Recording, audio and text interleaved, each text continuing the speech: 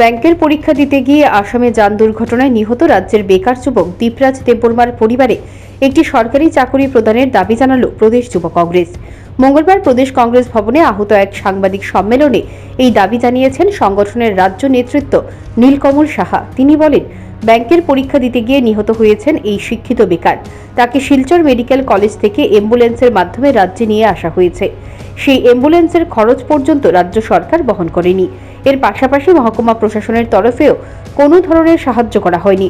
নিহত দীপরাজ দেববর্মার পরিবারে একটি সরকারি চাকরি দিতে হবে রাজ্য সরকারকে। এই বিষয়ে মুখ্যমন্ত্রীর হস্তক্ষেপ দাবি করেন প্রদেশ যুব কংগ্রেস নেতৃত্ব। তিনি আরও অভিযোগ করেন, রাজ্যে ব্যাংকের পরীক্ষা নেবার মতো পরিকাঠামো নেই। এরপরেও বিজেপির নেতা নেত্রীরা গর্ব করে বলেন, রাজ্য এগিয়ে যাচ্ছে।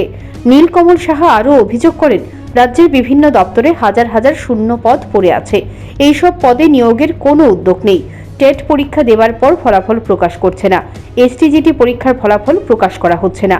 অবিলম্বে এইসব পরীক্ষার ফলাফল প্রকাশ করে বেকারদের নিয়োগের দাবি জানিয়েছেন যুব নেতৃত্ব।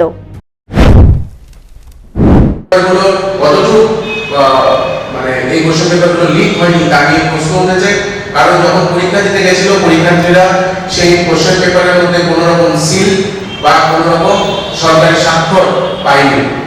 এবং আমরা আবারও জানাই যে রাজ্য সরকার বেকার বিরোধী সরকার, এবং এই সরকার বারংবার বেকারদের জীবনকে নিয়ে ছিনিয়ে নিয়ে ফেলছে।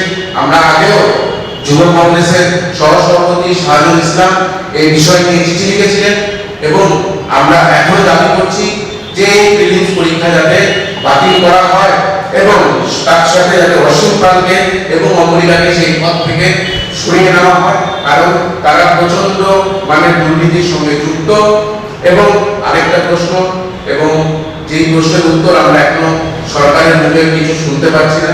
আমরা কিছুদিন আগেই জানি যে কোঅপারেটিভ ব্যাংক নিয়োগে যে আসাম যাওয়ার বাসটিতে অ্যাক্সিডেন্ট হয়ে একটি তরতাজা প্রাণ মারা গেছে, তাকে কোনো রকম সাহায্যের কোনো আশাই এই সরকার দিচ্ছে না।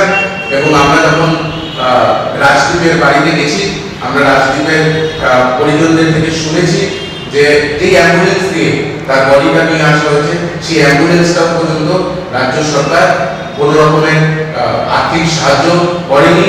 আমরা দাবি জানাই।